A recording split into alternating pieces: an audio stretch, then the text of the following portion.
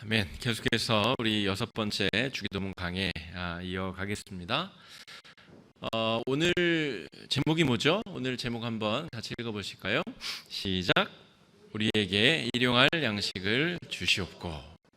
일용할 양식을 달라는 기도가 오늘 말씀의 주제입니다. 한 선교사님이 아프리카 오지로 선교를 떠났는데 그 지역은 이제 식인종들이 살고 있는 지역이었다고 합니다. 그냥 웃자고 하는 얘기는 너무 심각하게 듣지 마시고요. 그런데 선교사님이 식인종을 딱 맞닥뜨렸습니다. 식인종이 선교사님을 딱 잡아먹으려 할 때 선교사님이 다짜고짜 무릎을 꿇고 하늘 향해서 뭐라고 기도했을까요? 주여, 저들을 그리스도인으로 바꿔주시옵소서. 그랬더니 식인종들도 무릎을 딱 꿇더니 하늘에 계신 우리 아버지, 일용할 양식을 우리에게 주심을 감사합니다. 그 다음에는 어떻게 됐는지 모르겠습니다. 이 선교사님이 살아남으셨는지. 근데 이제 웃자고 드린 말씀이지만 오늘 우리가 나눈 이야기는 그렇게 웃기만 할 수 있는 이야기가 아닙니다. 우리의 실종과 관련되어져 있는 이야기고 우리의 삶에 중요한 어떤 질문들, 우리 또 스스로를 성찰해야 될 여러 주제들을 우리에게 던져주기 때문에 오늘 이 주제는 결코 가볍게 우리가 넘길 수 있는 제목들이 아닙니다. 짧게 정리하시라고 앞에 5주간의 내용을 잠깐 정리해드리겠습니다. 첫 번째 주간은 우리가 왜 주기도문을 배우게 되었는가, 주님이 왜 우리에게 주기도문을 가르쳐 주시게 되었는가, 잘못된 기도들이 있다는 것이죠. 잘못된 기도는 외식적인 기도, 자기를 자랑하기 위한 기도, 여기에는 자랑을 통해 얻고자 하는 어떤 부수적인 이익들, 그러니까 존경과 명예, 그러니까 다분히 기복적인 기도라고 할 수가 있겠죠. 우리에게 너무나 익숙한 내 앞길을 열어주시고 내가 하는 일마다 잘 되고 평안하고 평탄케 되는, 나만 특별히 복을 받는 이 기복적인 기도, 그것이 기본적으로 주님이 가르쳐 주신 기도의 수준에 미치지 못한다라고 하는 것이죠. 외식적인 기도도 그에 합당한 축복은 받습니다. 그가 노력한 만큼의 대가와 보상은 받는다는 것이죠. 그런데 우리가 주기도문을 배우는 이유는 이 기도의 능력이 그 정도 하찮은 수준에 머물 것이 아니다라고 하는 것이죠. 그리고 두 번째, 이 중언부언의 이방인의 기도, 그리고 우리가 실제로 목표를 향하고 나아가야 될 쟁기질을 할 때 저 목표를 향하여 우리가 당장은 삐뚤빼뚤 하더라도 목표를 정확하게 우리의 시선을 고정하고 나아가야 되는데 그 목표점이 이 주기도문의 내용이다라고 말씀드렸고요. 하늘에 계신 우리 아버지가 두 번째 주간이었습니다. 하늘에 계신 우리와 차별적이고 천지를 창조하신 하나님께 우리, 오늘의 말씀에도 우리라고 하는 단어가 들어가는데 관계적이신 하나님, 우리를 자녀로 삼아주시고 자녀로 불러주신 은혜의 하나님께 우리가 기도한다라고 하는 것이죠. 세 번째 주는 아버지의 이름을 거룩하게 해달라. 이 이름이 주는 관계적인 의미, 하나님이 우리에게 이름을 알려주셨다, 우리에게 특별한 존재가 되셨다. 우리 두 번째 주에 아버지라고 하는 단어하고도 연결되는 주제들을 살펴봤고요. 우리에게 관계를 요구하시며 알려주신 삶의 비밀은 거룩하여라 라고 하는 것인데, 특별히 애굽의 문화와 가나안 문화로부터의 독립, 그것으로부터의 탈출, 그것이 우리가 살아가야 될 거룩의 내용이다. 그리고 아버지의 나라가 임하시오며, 나라라고 하는 영토와 국민과 주권이라고 하는 차원에서 우리는 하나님의 임재 아래 하나님의 이끄심을 경험하며 살아가고 있는가, 그것을 진심으로 바라고 있는가, 하나님의 통치를 진심으로 바라는 자의 기도, 이런 기도를 하여야 된다 말씀을 드렸고요.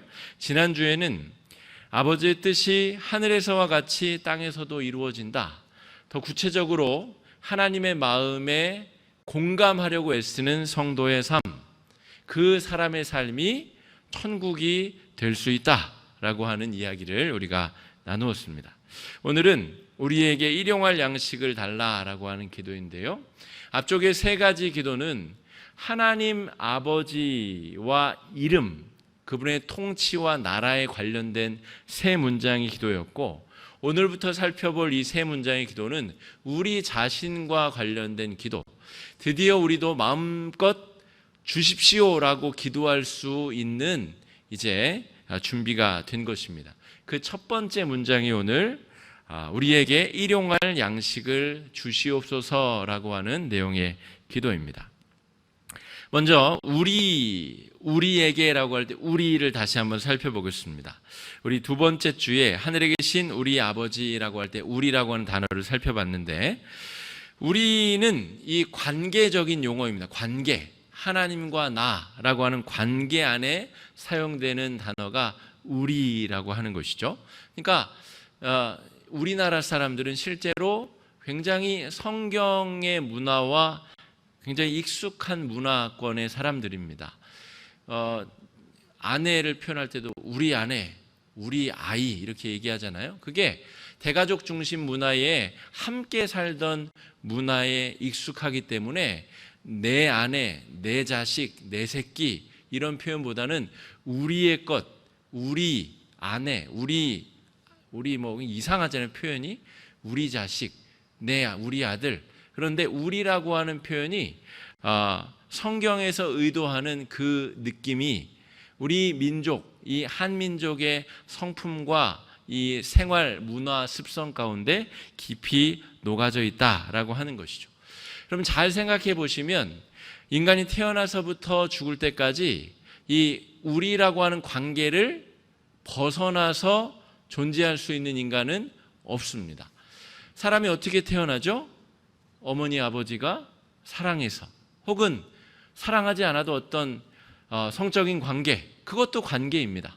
그 관계 안에 10달 동안 잉태되었다가 사람이 태어나게 되죠. 그러니까 사람은 출생 자체부터 부모와 관계를 맺고, 특별히 어머니와는 10달간 뱃속에서 함께 숨쉬고 함께 영양분을 주고받는 관계 안에 사람이 살아가게 되어 있다. 그렇게 창조된 존재들이다라고 하는 것이죠. 관계를 벗어난 인간의 존재는 여러분 그래서 상상할 수가 없는 것입니다. 우리 고유정이라고 하는 아주 무서운 여성이 최근에 아주 유명했었죠. 전 남편을 잔인하게 살해하고 완전히 시신을 산산조각 내서 어디다 버렸는지 알 수 없을 정도로 다 그렇게 시신을 처리한. 또 최근에는 아직 탯줄도 떨어지지 않은 아이를 농가에 있는 이 쓰레기 더미에 버렸는데 그 아이의 울음을 어떤 할머니가 듣고 아이를 황급히 병원으로 옮겨 생명을 살린 이야기가 뉴스에도 나왔습니다. 아기가 막 해충에 모기에 뜯겨가지고 온몸이 뻘건 상태로 아이를 안고 병원으로 뛰어갔다라는 것이죠. 그런 비정한 관계도 있습니다만 어쨌든 모든 인간은 관계 안에 부름을 받았다라고 하는 것이죠. 여러분 교회도 관계죠, 관계. 예수 그리스도가 머리 되시고 한 몸 지체된 관계죠. 그런데 관계는 좋을 수도 있고 안 좋을 수도 있죠. 관계가 서로 이롭게 작용할 수도 있고 서로 해롭게 다투고 해치며 작용할 수도 있죠. 일본과 우리나라는 아주 인접한 나라, 그런 관계 안에 있으나 식민 지배를 하였고 식민 통치를 받았었던 관계였었던 적이 있고, 또 한창 좋을 때는 서로 물자를 교류하고 서로 수출 수입을 하는 그런 관계 안에 있기도 하였습니다. 일본이 비자를 면제해 주어서 연간 한 6조 원 이상의 소비를 하는 관광 소비국으로 한국이 또 그렇게 일본에 이익을 주기도 하였습니다. 그런데 이제는 뭔가 수가 틀려지고 자신들만의 계획에 어긋나자 이제는 관계가 어그러지고 관계가 서로 적대적인 관계로 바뀌게 된 것이죠. 그러니까 여러분, 관계라고 하는 것은 하나님과 나 사이에, 나와 타인 사이에, 나와 타인과 하나님 이 삼자적 관계 안에 기도는 그렇게 드려지는 것이다 라고 하는 것이죠. 황병승이라고 하는 시인이 오늘 별세했다고 이 뉴스에 나왔는데, 저는 잘 모르는 분입니다만 아마 이 저명한 시인, 젊은 40대 후반의 시인이신데 돌아가셨는데 별세한 지는 이미 15일이 지났다는 거예요. 가족들에 의해서 자택에서 발견됐는데 15일간 이 더위에 그냥 시신이 방치된 고독사를 당했다는 것이죠. 온 삶을 녹여서 시를 만들어내던 사람이었는데 그렇게 됐다는 것이죠. 여러분, 그래서 관계를 벗어난 죽음은 참으로 쓸쓸하고 아프고 어려운 것입니다. 자살도 같은 맥락이죠. 관계 안에서 태어났는데 스스로 관계를 벗어나서 자신의 목숨을 해하는 죽음, 이것처럼 외롭고 쓸쓸한 죽음이 없는 것이죠. 그래서 여러분, 주기도문은 하나님과의 관계 안으로, 더 깊은 관계 안으로 들어가기 위한 기도입니다. 그러니까 오늘 우리에게 일용할 양식을 달라고 하는 것은 무언가를 달라고 하는 건데, 다른 의미로 하나님과의 더 친밀한 관계를 주십시오라고 기도하는 것입니다. 이것이 오늘 말씀의 핵심 주제입니다. 이것을 이해하면 다 이해하는 것입니다. 달라고 하는데 일용할 양식이라고 하는 물질을 달라고 하는 것이 아니라 하나님과 나와의 친밀한 관계를 제가 탐하고 있습니다. 그것을 저에게 주십시오. 제가 더 주님과 친밀해지길 원합니다. 그 관계 안으로 저를 초대해 주십시오. 실제로 우리가 구해야 될 간구는 그것이다 라고 하는 것이죠. 말씀드린 대로 어떤 관계는 더욱더 친밀하고 돕고 협력하고 사랑하는 관계가 있고, 어떤 관계는 정말 서로 정말 못 잡아먹어서 안달인 관계도 있는 것이죠.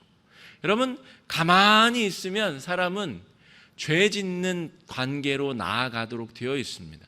그래서 오늘 하나님께 일용할 양식을 주시옵소서라고 간절히 사모하고 구해야 된다라고 하는 것이죠. 그러면 왜 하필 양식이냐? 왜 하필 양식이냐? 양식이 없으면 사람이 죽거든요. 그러니까 생명을 걸고 매일매일 하나님과 친밀한 관계를 달라고 탐닉하고 기도하고 사력을 다해 구하지 않으면 안 된다는 것입니다. 이것이 오늘 말씀의 핵심이다라고 하는 것이죠.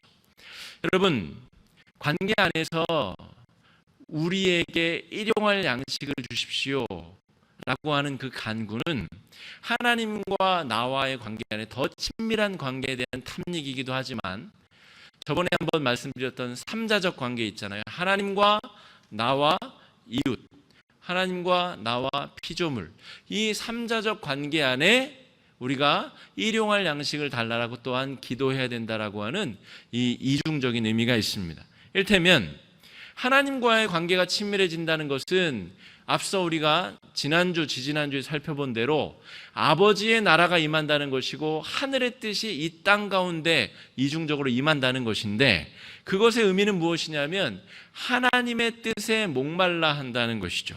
그래서 공평과 정의가 무너져 내린 세상에 대한 안타까움, 공평과 정의를 회복시켜달라고 하는 목마름으로 마치 음식물을 구하듯이, 먹을 물을 찾듯이 하나님, 이 세상에 공평과 정의를 허락하여 주시옵소서. 여러분, 일본을 생각하시며 기도하실 때마다 막 분노에 사로잡히시는 분들도 있을 텐데요. 저도 물론 피가 거꾸로 솟구치기도 하고 분노가 임하기도 합니다만, 그러나 더 넓은 차원에서 볼 때는 결국에는 그들도 나와 하나님과 일본인들이라고 하는 관계 안에서는 구원받아야 될 사람들이고 복음을 우리가 증거해야 될 사람들이죠. 그러니까 무조건적으로 적대시하고 미워할 수만은 없는 그런 관계인 것이죠. 그러나 우리가 하나님 앞에 울분을 터뜨리는 마음으로 기도할 수 있는 것은 무엇이냐면, 저들이 공평과 정의에 어긋나는 행위를 하고 있습니다. 저들이 무력으로 한 민족을 36년간이나 짓밟아 놓고 그것을 합리화하려고 하고 마치 당위적으로 합당한 것처럼 여기는 저러한 태도, 하나님의 뜻, 공평과 정의를 어긋나는 반성치 아니하는 태도에 대해 우리는 울며 분연히 떨쳐 하나님 앞에 기도할 수 있는 것이죠. 하나님의 공평과 정의가 두 나라 사이에 명명백백히 드러나게 하여 주시옵소서. 그것은 저들이 구원을 받아야 될 대상으로서 우리가 자비를 베푸는 것과는 아무 상관이 없는 것입니다. 하나님의 공평과 정의가 저들과 우리 사이에 반드시 이루어져야 되기 때문에 그렇습니다. 그러니까 이러한 관점에서 우리가 일용할 양식을 달라고 하는 것은 일본과 우리 사이에 공평과 정의, 오늘을 살아낼 수 있는 공평과 정의의 법도를 세워주시옵소서라고 성도들이 기도한다는 것은 이 나라와 민족을 위한 것이고, 또한 이 나라와 민족이 해외에서 저지른 죄악들에 대한, 이를테면 베트남전에서 우리 국군이 저지른 참혹한 범죄들에 대한 참회와 회개를 동반하는 것을 말합니다. 그러니까 성숙한 그리스도인들은 그냥 일방적인 나만을 위한 그런 이기적인 믿음이 아니라 하나님의 공평과 정의를 세우기 위한 마음으로 일용할 양식을 탐하고 기도해야 되는 자들이다라고 하는 것이죠. 뇌물을 받고 치우친 재판을 하지 말라라고 율법에 말씀하셨으면 그 삶을 누리고 살기 위해서 하나님 앞에 그 마음을 일용할 양식으로 달라라고 기도해야 된다는 것, 그것이 성도들이 마땅히 해야 될 일이다라고 하는 것이죠. 나와 너와의 관계에서 하나님의 정의를 새롭게 하는 일이 우리가 일용할 양식으로 구해야 될, 매일매일. 오늘 식사 안 하고 오신 분 계세요? 금식하시느라 그러신 분도 있으실 수 있는데, 그냥 보통 사람은 매일 밥을 한 끼 이상 먹잖아요. 안 먹으면 기력이 빠지고 탈진하고 활동할 수가 없고 결국엔 목숨을 잃게 되잖아요. 하나님의 공평과 정의를 그렇게 우리가 탐닉하고 있느냐, 그런 것을 주십시오라고 정말 생명 내걸고 기도하고 있느냐라고 오늘 이 기도문은 우리에게 묻고 있는 것이죠. 오늘 너 밥 세끼 잘 먹었는데 너 이러한 마음을 위해서 기도해 봤냐? 라고 말씀을 우리에게 강력하게 촉구하고 있다라고 하는 것이죠. 이건 나와 너 사이에 우리라고 하는 단어를 묵상할 때 지금 드린 것이고, 나와 피조 세계와의 관계는 어떻습니까? 레위기 말씀 우리가 새벽에 얼마 전까지 살펴보신 내용에도 안식일과 안식년과 희년에 대한 이야기가 레위기에 잘 나오죠. 땅도 쉬어야 된다는 얘기죠. 땅이 왜 저주를 받았죠? 창세기 3장에서 하와와 아담이 죄지어서 그냥 이 땅이 죄를 다 뒤집어 쓰고 죄를 받은 것이, 벌을 받은 것이거든요. 그래서 하나님이 7년에 6년이라고 7년은 땅도 쉬도록, 그래서 땅을 7조각 내어서 번갈아 가면서 땅이 안식할 수 있도록 하나님이 이 피조 세계와의 관계 안에 우리가 구해야 될 것. 여러분, 사람의 욕심은 7분의 6만 농사 짓고 싶은 것이 아니라 7분의 7을 다 농사 지어서 나달 하나까지 다 긁어 모으고 싶죠. 땅의 지력을 다 뺏어 모아서 내 욕망, 내 창고를 채우고 싶은 게 사람의 마음이죠. 그런데 하나님은 아니다. 땅이 왜 네 거냐? 땅은 내 건데 너한테 잠시 빌려주는 것이니까 내 말대로 해. 너는 땅을 7등분으로 나눠서 6개에만 농사를 짓도록 해라. 안 그러면 너 나한테 혼날 줄 알아라. 수백 년간 말씀을 안 지키자 하나님이 나라를 망하게 하신 것이죠.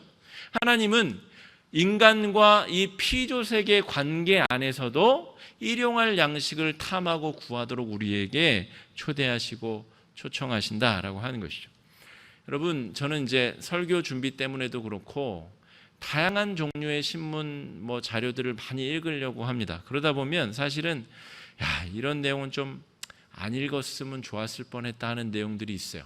이를테면 오늘 본 기사 중에도 무슨 생선들이 먹는 이제 그 있잖아요. 생선이 더 작은 생선 먹고, 작은 생선은 또 플랑크톤 같은 거 먹고, 플랑크톤은 또 이제 바다에 떠다니는 여러 미생물들을 먹어야 되는데, 우리가 먹고 버린 페트병, 플라스틱들이 너무너무 많아서 그것들이 다 바다로 버려져서 햇볕에 바래고 파도에 부서져서 잘게 쪼개져서 심지어 플랑크톤들이 솟고 먹을 수 있을 만큼 작은 이 덩어리로 돌아다닌다는 거예요. 그래서 그것들을 플랑크톤들이 먹고 그 플랑크톤들을 작은 또 어종들이 먹고 그걸 또 더 큰 어종들이 먹고 결국엔 그걸 사람들이 먹고 있다라고 하는 것이죠. 그냥 그게 제가 지어낸 얘기가 아니라 그냥 오늘 그냥 일간지에 나온 기사 내용이 그래요. 그러니까 여러분, 우리가 하나님 앞에 일용할 양식으로서 우리가 피조 세계에 대해 취해야 될 양심을 구한다는 것은 하나님 최소한의 양심을 가지고 피조 세계에 정말 빚진 마음으로 살게 해주십시오. 오늘 하루도 시작되었는데 그런 마음 저에게 주십시오. 내 먹을 양식을 구하듯이 그것을 구하는 마음으로 살아가야 된다는 것이 오늘 말씀의 기도이죠. 그러니까 여러분, 주기도문 한 구절 넘어가기가 절대 쉬운 게 아닙니다. 주님, 우리에게 일용할 양식을 주십시오. 이게 그냥 단순히 우리가 주님 오늘도 먹고 살 그냥 일당 채워주십시오, 그게 아니라는 거죠. 어떤 사장님이, 이것도 웃으라고 드린 얘기입니다. 어떤 사장님이 교회에 중요한 계약을 앞두고 기도를 하러 갔답니다. 그래서 집중해서 그 계약 성사를 위해서 기도하려고 했는데 어떤 또 가난한 일용 노동자가 기도하러 들어와서 주님 오늘 꼭 10만 원을 벌게 해주십시오 라고 큰 소리로 기도를 하더라는 거예요. 그래서 이 사장님이 기도에 집중이 안 돼가지고 또 노력하고 또 기도하는데 그 일용 노동자가 또 주님 10만 원을 오늘 꼭 벌도록 기도에 인도해 주십시오. 오늘 인력시장에 나가는데 꼭 10만 원어치 일거리를 찾도록 해주십시오. 참다가 그분에게 가서 여기 10만 원 있습니다. 이제 돌아가시고 제가 좀 기도할 수 있도록 해주십시오. 이렇게 했다는 믿거나 말거나 이야기가 있습니다. 여러분, 우리가 어떤 식으로 기도하든 하나님께서 우리의 필요를 채워주실 것인데 정말 그 10만 원만 놓고 기도하는 사람은 어떤 식으로든 하나님이 그 10만 원은 채워주실 텐데 그 정도 수준 말고 여러분, 예수 믿는데 좀 행복하게 믿어야 되지 않겠습니까? 예수 믿는데 불편한 관계 없어지고 화목한 관계 안에서 서로 생명력 넘치는 관계 안에 그렇게 살아가야 되지 않겠습니까? 제가 목회 상담을 전공하면서 이 부부 상담을 지금도 하고 있고 뭐 계속 도와왔고 하고 있는데요. 물론 저희 부부도 더 좋아져야 될 부분들이 많이 있습니다. 그런데 이 부부 위기에 처한 부부 혹은 활력이 없는 부부, 그러니까 제 관심사는 거기에 있습니다. 완전히 위기에 처한 부부는 사실은 좀 어려워요. 이렇게 돕기도 어렵고 힘든데 활력을 잃어버린 부부, 제 관심사는 거기에 있습니다. 그냥 살아도 그냥 별 불편함은 없는데 별로 활력은 없고 그렇다고 뭐 재미도 없고 이런 부부들을 돕는데 제 관심사가 있습니다. 그 얘기는 뭔 얘기냐면 그냥 살 수 있죠.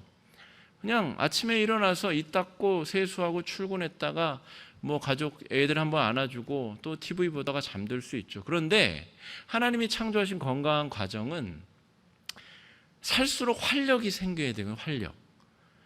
그러니까 만나면 하고 싶은 얘기도 있고 막 즐겁고 막 껴안아주고 싶고 뽀뽀하고 싶고 막 얘기하고 싶고 어떻게 하면 계획 세워가지고 놀러 가고 싶고 그게 가정을 주신 하나님의 원리이자 비밀인데 활력을 잃어버린 가정들이 너무 많다는 것이죠. 신앙생활도 여러분 마찬가지입니다. 신앙생활도 그냥 오늘 일용할 양식 달라고 기도하라 그랬으니까 하나님 그 일용직 노동자처럼 10만 원 오늘 일당 주십시오.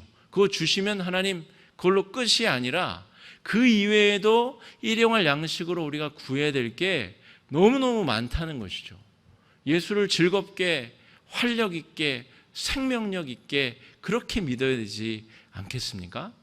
그런 관계로 우리를 초대해 주시기 위하여 오늘 일용할 양식을 구해라 라고 말씀하신 겁니다. 아직 본론도 시작이 안 됐는데 너무 시간이 많이 갔습니다. 우리에게 일용할 양식을 주시옵소서라고 하는 이 본질적인 주제로 이제 좀 더 들어가 보겠습니다. 출애굽기 16장 여기 좀 펼쳐보겠습니다. 출애굽기 구약성경 출애굽기 16장 16절로 21절.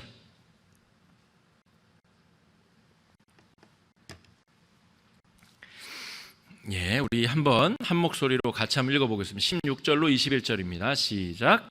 여호와께서 이같이 명령하시기를 너희 각 사람은 먹을 만큼만 이것을 거둘지니 곧 너희 사람 수요대로 한 사람의 한 오멜씩 거두되 각 사람이 그의 장막에 있는 자들을 위하여 거둘지니라 하셨느니라.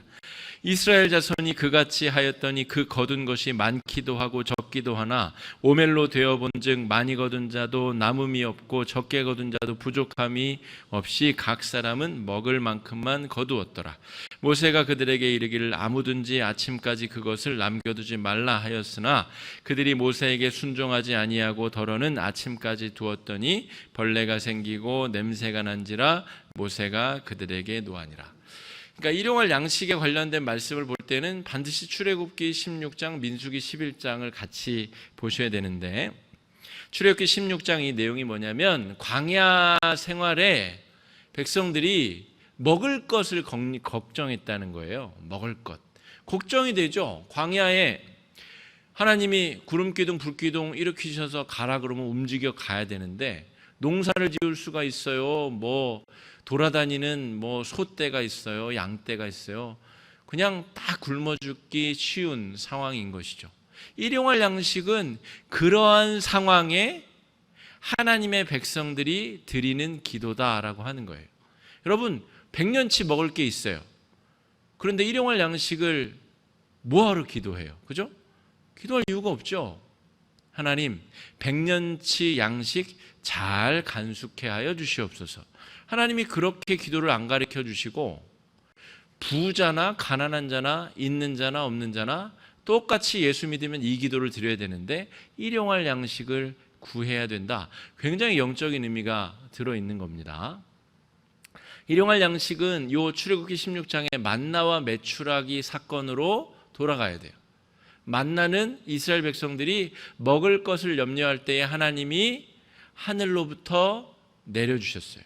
그러면서 하신 말씀이 각 사람마다 한 오멜씩의 만나를 거두어라. 이게 해질녘에 이제 이슬과 같이 내리거든요. 그러니까 그때부터 주실 수 있어요. 그런데 아침에 해가 뜨면 이슬처럼 사라져버리는 특징이 있습니다. 그런데 한 오멜이 얼만큼이냐면 2.2리터. 한 되가 약 한 1.8kg 정도 되거든요. 그러니까 한 대보다는 많은. 그러니까 1인당 그 정도면 많아요, 적어요? 많아요. 물론 쌀하고 똑같이 비교할 수는 없는데 그게 뻥튀기처럼 먹으면 싹 녹을 수도 있고 그러긴 하죠. 어쨌든 1인당 2.2kg면은 적은 게 아니에요. 그런데 오늘 말씀에 16절에 너희 각 사람 먹을 만큼만 그것을 거두라고 했는데 어떤 사람들이 어떻게 했다고요? 더 많이 가져왔다고요. 그랬더니 아침이 되니까 썩고 냄새나고 다. 여러분 먹을 만큼만 구하라. 먹을 만큼 2.2리터만큼만 걷어가지고 와라. 이게 일용할 양식을 구하는 우리들의 마음이어야 된다라고 하는 것이죠. 그러니까 더 많은 잉여를 위하여 기도하라고요, 말라고요? 그러니까 예수를 잘 믿으려면 진짜 어려운 거예요. 쓸데없는 탐욕도 부릴 수 없어요. 그냥 그날 먹을 것만 구하며 살아야 되는데 그 약속에 그렇다고 여러분 보험 다 해지하시고 그런 얘기를 하는 게 아닙니다. 그러라는 얘기 절대 아닙니다. 보험 열심히 부으셔야 되고요. 잘 저금도 하셔야 되죠. 그런데 불필요하게 탐욕적으로 구하는 기도를 하지 말라는 겁니다. 무슨 말인지 아시겠죠? 그러니까 요즘에 그 사회보장제도와 이 보험제도도 하나님이 주신 제도예요. 여러분, 그러면 하나님 고쳐주실 줄 믿고 병원도 가지 말아야죠. 그죠? 그거는 완전히 비논리적인 것입니다. 이 기도를 완전히 잘못 이해한 것이죠. 보험제도와 사회보장제도 그 근본이 성경에서부터 만들어진 겁니다, 여러분. 그러니까 근데 과도하게 막 소득의 50%를 보험에 넣고 이거는 뭔가 다른 꿍꿍이가 있는 거죠.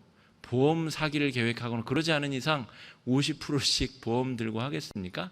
그러니까 적절한 수준에서 하나님이 주신 평안한 마음대로 보험도 드시고 저축도 하시되, 오늘 말씀의 핵심은 다 먹지도 못할 것, 다 쓰지도 못할 것, 그거 부여잡느라 하나님과의 관계 다 놓쳐버리고 사람들 관계 다 잃어버리고 그렇게 살지 말라는 겁니다.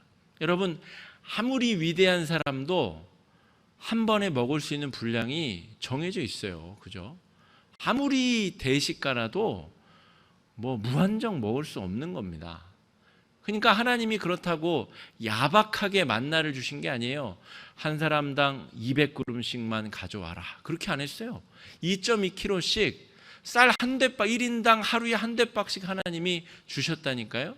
그러니까 절대로 작지 않는 분량을 우리에게 넘치도록 주신다라고 하는 것이죠. 그러나 이 광야의 훈련 기간에서는 보험이나 저축이 제한되었죠. 왜냐하면 하나님이 반드시 내일 줄 것을 훈련하는 시기이니까. 그러나 여러분, 가나안 땅에 들어가면 창고도 짓고 저축도 하고 포도주와 감람류를 다 비축합니다. 여러분, 그러니까 이 말씀대로 한다고 보험 다 해지하고 그러시면 안 됩니다. 거듭 말씀드립니다. 이 특별히 광야의 훈련 기간에서는 내일 것을 비축할 필요가 없어요. 왜냐하면 살아계신 하나님이 내일 반드시 주실 것이니까. 그 믿음을 훈련하는 기간이 이 광야의 만나의 훈련 기간이다라고 하는 것이죠. 여러분, 집에 옷이 그렇게 많은데, 그죠? 옷장에 옷이 가득하고 박스마다 옷이 가득가득 넘쳐 있는데 입을 옷이 없잖아요. 그죠? 입을 옷이 없어요. 정말 없어요. 그래서 또 옷을 사야 돼요. 그런데 저도 입을 옷이 없다. 정말 없다. 그리고 어떤 박스를 열어봤더니 내가 작년에 입으려고 곱게 사둔 옷이 거기 있는 거죠. 그러니까 사람이 그렇게 욕심을 가지고 살아요. 입을 게 분명히 있는데도 사람 마음이 새 옷을 입고 싶은 거고 남들이 입는 옷 맞춰서 입고 싶은 거고 그런 거죠. 그런데 오늘 주님의 말씀은 우리의 그 마음의 경종을 일으키는 겁니다. 왜냐하면 그렇게 하면 재화는 정해져 있는데 많은 사람들이 하나님의 뜻대로 살아갈 수가 없기 때문에 그렇습니다. 한 1인당 2.2리터씩만 걷어갖고 와야 되는데 신체 건장하고 아주 부지런한 사람이 한 105매를 걷어왔어요. 옆에 있는 김씨 할머니는 허리도 아프고 류마티스 관절염도 있는데 다 걷어와가지고 자기 거 거두려면 여기 염창동까지 가야 되는 상황이 펼쳐진 거죠. 어떻게 하겠어요? 공평과 정의가 깨진 거죠. 그러니까 하나님이 어느 정도 이상의 욕심을 부리지 않도록 광야에서 일용할 양식만을 구하도록, 그것을 만을 위해서 기도하도록 그렇게 훈련시키신 것이다. 여러분, 민수기 11장에 보면 이 출애굽기 16장과 민수기 11장은 같이 보셔야 되는데, 민수기 11장에는 기브롯 핫다와라고 하는 아주 유명한 사건, 그 지명에 대한 이야기가 나옵니다. 만나를 먹으니까 좋겠죠, 그죠? 원래 어땠어요? 만나 없을 때는 먹을 걱정했잖아요. 광야에서 뭐 먹고 사나? 근데 하나님이 매일매일 만나를 주세요. 그랬더니 또 불평이 생기는 거예요. 만나, 또 만나야? 또 만나? 내일 또 만나겠지. 모레도 만날 거야. 그래, 맨날 만나. 그래서 불평이 생기기 시작했어요. 그래서 거짓말을 시킵니다. 모세를 불러다 놓고 우리가 저 애굽의 노예였을 때 매일매일 고기를 먹고 양파와 후추와 부추를 먹고, 노예들이 어떻게 매일매일 고기를 먹고 후추와 부추와 양파를 먹어요? 그런데 거짓말이죠.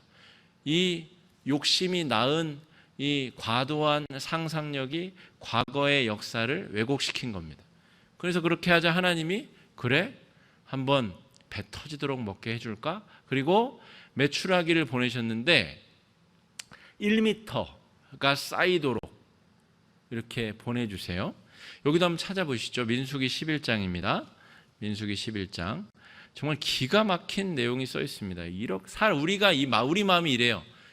우리 마음이 딱 이렇다고 생각하시면 됩니다.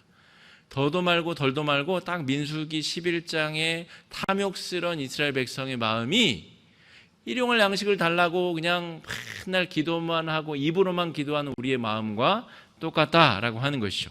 31절로 35절까지 한번 읽어보겠습니다. 시작. 바람이 여호와에게서 나와 바다에서부터 메추라기를 몰아 진영 곁 이쪽 저쪽 곧 진영 사방으로 각기 하룻길 되는 지면 위 2규빗집 내리게 한지라. 백성이 일어나 그날 종일 종야와 그 이튿날 종일토록 메추라기를 모으니 적게 모은 자도 10호멜이라. 그들이 자기들을 위하여 진영 사면에 퍼두었더라. 고기가 아직 이 사이에 있어 씹히기 전에 여호와께서 백성에게 대하여 진노하사 심히 큰 재앙으로 치셨으므로 그곳 이름을 기브롯 핫다아와라 불렀으니 욕심을 낸 백성을 거기 장사함이었더라. 백성이 기브롯 핫다아와에서 행진하여 하세롯에 이르러 거기 거하니라. 여러분, 이 말씀은 마음 신비에 새기셔야 됩니다. 지금 하나님이 매일매일 만나를 주시고 만나를 먹는 훈련을 진행하던 중이에요. 매일매일 더 걷어놓으면 아침에 그것이 막 썩어서 벌레가 나고 냄새가 나고 그런 걸 매일매일 훈련하고 있는데도 하나님이 이제 불평불만 해가지고 여기 2규빗이 쌓였다는 게 1규빗이 50cm입니다. 그러니까 지면에서부터 1m가 되도록 메추라기가, 저는 메추라기가 잘 하여튼 조그만 닭 정도 생각하면 되겠죠. 그죠? 그러니까 그게 1m 높이가 되도록 와서 다 죽어 있는 거예요. 그거를 이 32절에 보면 진짜 무서워요. 이 표현이. 적게 모은 자도 10호멜이라. 아까는 만나를 1인당 한 오멜씩, 오멜과 호멜이 달라요. 오멜은 2.2리터인데 호멜은 10배입니다. 그러니까 몇 리터예요? 22리터. 적게 모은 자가 10호멜이면 몇 리터예요? 2200리터. 그러니까 이 무게로 환산해도 그냥 1인당 2톤씩. 2톤. 2톤. 적게 모은 자가 1인당 2톤씩 고기를 긁어 모아서 자기 텐트 옆에다가 쫙 널려놨다는 거죠. 그러니까 이게 썩을 거니까 어떻게 하겠어요? 그러니까 이게 이렇게 고기를 이렇게 바짝 말려가지고 육포처럼 만들려고 그랬겠죠. 그래서 쫙 펼쳐놓은 거예요. 그게 바로 기브롯 핫다아와 탐욕의 무덤이라는 뜻입니다. 그 현상이 탐욕의 무덤. 하나님이 이 말씀을 주시면서 뭐라 그래요? 하루? 이틀? 아니, 너네가 넌덜머리가 날 때까지 한 달간 내가 메추라기를 보낼 것이다. 한 달간 1m씩 메추라기가 와서 쌓이면 그게 여러분, 야, 오늘도 메추라기다, 오늘도 고기 씹어 먹겠다, 이런 맛이 드나요? 아니죠. 어제 쌓인 1m가 쌓이기도 없어지기도 전에 1m 완전히 고깃더미에 쌓여가지고 그 썩은 냄새에 여러분 죽어가는 거예요. 그게 하나님 앞에 이 탐욕스러운 기도를 드린 사람들의 최후다. 거기서 죽어요. 기브롯 핫다와에서 거기 장사함이 있었더라. 그 썩은 고기들 가운데 어떻게 사람이 삽니까? 이거 죽는 거죠. 기브롯 핫다와는 탐욕의 무덤이라는 이거를 여러분 이미지로 딱 마음에 새기셔야 돼요. 민수기 11장 기브롯 핫다와 그 이미지, 그냥 이게 뭐예요? 뭐가 떨어졌죠? 예. 메추라기가 1m씩 한 달간 비처럼 내리는 그 그림이 여러분 머릿속에 쌓여 있어야, 이미지가 그려져야 주님 일용할 양식을 주시옵소서, 이 기도를 제대로 우리가 드리는 겁니다. 그러니까 하나님이 일용할 양식만 주셔서 얼마나 감사해요. 매일매일 1m씩 메추라기가 쌓이지 않도록 우리가 탐욕의 무덤에 죽지 않도록 우리가 기도해야 또 하나님 주시고 간구해야 주시고. 여러분 우리 주차장 개방을 이제 했잖아요. 이제 금요일 오후부터는 좀 닫으려고 그래요. 토요일 날 행사를 해야 되니까. 이제 주차장을 여니까 좋은 효과도 있죠. 교회에 대해서 좋게 얘기해요. 사람들이 여기 뭐 구의원들도 와가지고 교회가 큰 결심을 했다 그러고 뭐 동네 사람들도 다 좋아하고 그래요. 근데 훨씬 지저분해지죠. 한 대여섯 배는 더 지저분해지는 것 같아요. 훨씬 지저분해지죠. 또 요즘에는 개똥을 그렇게 안 치우는 견주들이 계셔가지고 개똥이 또 그렇게 많아요. 보면 막 피가, 저도 막 분노가 있는 사람이 피가 확 거꾸로 어떻게 이런 마음으로 개를 키우는가 이런 마음이 들죠. 그런데 여러분, 그런 마음을 들도록 우리에게 연약함과 이런 제한적인 기쁨을 주시는 게 하나님의 선한 뜻입니다. 그거 없으면 하나님께 주님, 저 요 개똥 안 치우고 간 견주가 정신 차리게 해주셔서, 그런 기도를 어떻게 하겠어요? 그런 기도할 마음이 없겠죠. 그냥 아무런 하나님 앞에 구할 것도 바랄 것도, 하나님께 관계는 이야기하고 듣고 요구하고 때로는 혼나기도 하고 서로 조율하는 건데, 하나님과 그런 관계가 사라져 버리는 거 아니에요. 그러니까 일용할 양식을 달라는 것은 하나님과 대화할 거리, 요구할 거리, 이야기할 거리, 끊임없이 우리가 꾸중 들을 거리, 고칠 거리들을 끊임없이 공급받는 굉장히 중요한 통로다라고 하는 것이죠. 그러니까 이 기브롯 핫다와를 여러분 반드시 마음판에 이미지로 새기셔야 여러분 내일 먹을 것을 위해서 여러분 또 간절하게 기도하실 때 그것이 기쁨으로 하나님 앞에 기도할 수 있습니다. 안 그러면 여러분 그냥 기브롯 핫다와 되는 거예요. 그러면 먹을 것은 많게 있으나 여러분 고기를 이 사이에 씹기도 전에 그 재앙이 임하게 된다라고 하는 것이죠. 그리고 또 한 가지 중요한 것은 양식은 이 입으로 들어가는 것뿐만이 아니다라고 하는 것이죠. 예수님이 마태복음 4장 또 이 다른 복음서에서도 공생에 들어가시기 전에 시험을 받으실 때에 40일간 줄이시고 나서 마귀가 이 돌덩이가 떡덩이가 되게 해서 먹어라 라고 이야기할 때 신명기 8장 3절을 인용하십니다. 너를 낮추시며 너를 줄이게 하시며 또 너로 알지 못하며 내 조상들도 알지 못하던 만나를 내게 먹이신 것은 사람이 떡으로만 사는 것이 아니요 여호와의 입에서 나오는 모든 말씀으로 사는 줄을 내가 알게 하려 하심이니라. 그러니까 하나님이 왜 만나를 주셨다고요? 사람이 떡으로만 사는 것이 아니에요. 그러니까 하나님께 먹을 것을 구하는 게 핵심이 아니라는 거죠. 자녀에게 먹을 것 안 주겠습니까? 여러분 우리 가온이에게 저나 제 아내가 내가 먹어야 되니까 너는 못 먹겠다 이렇게 하겠습니까? 내가 굶어 죽더라도 내 먹을 것을 내주죠. 그러니까 하나님과 우리 사이는 그런 관계이기 때문에 지금 먹을 것을 구하는 기도를 해라라는 게 아니라 하나님의 뜻, 지난주 지지난주에 살핀 하나님의 나라, 하늘의 뜻을 매일매일 간절히 먹을 것을 구하듯이 구하라 라고 하는 것이 오늘 일용할 양식을 달라는 것입니다. 여러분 말씀을 2.2리터씩 매일 드시는 분 계세요? 말씀을 2.2리터씩 만나를 매일 그렇게 주시는데 여러분 매일매일 한 단어라도 한 구절이라도 생명줄처럼 그 말씀 붙들고, 저도 때로는 새벽 예배 설교를 해야 돼서 그냥 설교를 할 때도 많죠. 내 생명줄이어서 해야 되는 게 맞는데 그렇게 안 될 때도 많다는 것이죠. 부끄러운 고백입니다만. 그런데 여러분 밥 안 먹으면 정말 고통스럽기 때문에 일용할 양식을 구하듯이 하나님의 뜻을 우리가 그렇게 구하느냐, 하나님의 뜻을 간절히 구하느냐.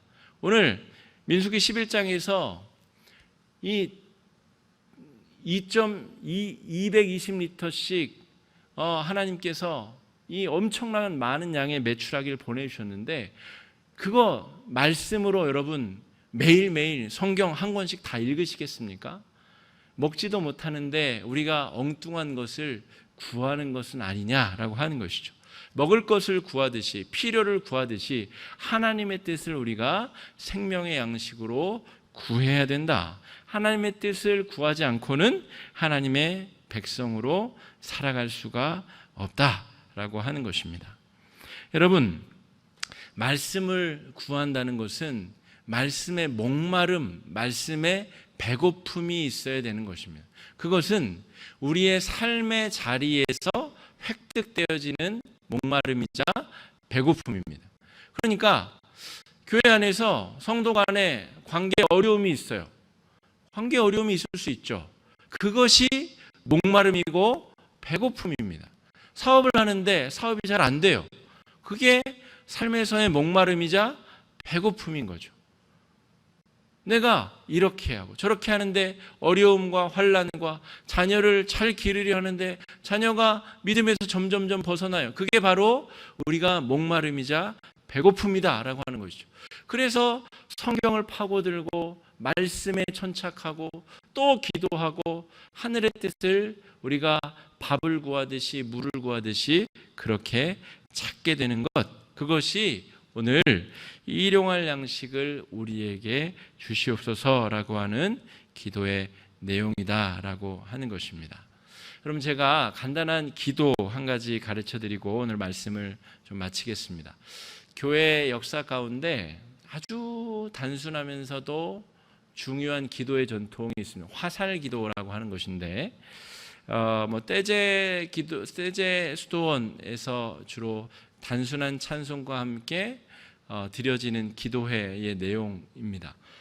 각 언어의 많은 사람들이 거기서는 이제 하기 때문에 그런데, 이거는 모든 수식어와 모든 떨거지들을 다 버리고 핵심적인 말만 하나님께 화살을 쏘아 올리듯이 드리는 기도. 여러분, 오늘 우리 살피는 이 일용할 양식을 달라고 하는 이 말씀과 이 화살 기도를 잘 접목시켜 보시기 바랍니다. 주님 감사합니다. 예수님 이름으로 기도합니다. 이런 것도 빼고 천지를 지으시고 우주 만물을 주관하시는 이런 것도 다 빼고 하나님께 핵심적인 단어, 핵심적인 주어와 수로만 화살을 쏘듯이 하늘로 쏘아 올려붙이는 기도. 아까 제가 물고기들이 플라스틱 먹어가지고 그런 기사를 보았다면 그 즉시로 하나님, 인간들이 정신 차리게 해주십시오. 이렇게 화살 기도를 하늘로 쏘아 올리는 거죠. 아주 연약한 힘든 지체를 보면 주님, 저들을 긍휼히 여겨주시옵소서. 주님, 이 나라 이 민족 통일되게 해주십시오. 이렇게 아주 짧은 문장의 기도를 쏘아 올리는 화살 기도라고 하는 기독교의 기도 전통이 있습니다. 여러분, 이 화살 기도를 하루에도 수십 번씩 하늘로 쏘아 올리실 수 있는 여러분 되시길 바랍니다. 쏘아 올린다는 것은 그만큼 목마르다는 얘기고, 하나님의 정의, 하나님의 뜻에 배고프고 목마르다는 의미이고, 그 목마름으로 화살을 장전하여 하늘로 주님께 화살 기도를 쏘아 올리는 것을 말합니다.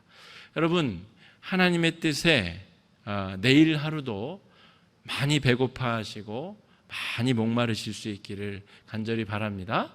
그래서 여러분, 간절하게 말씀을 사모하시고 찾고 묵상하시고 또 주님께 기도로 나아가실 수 있는 여러분 되시길 간절히 축복합니다. 이 시간 말씀 의지해서 함께 기도하시겠습니다.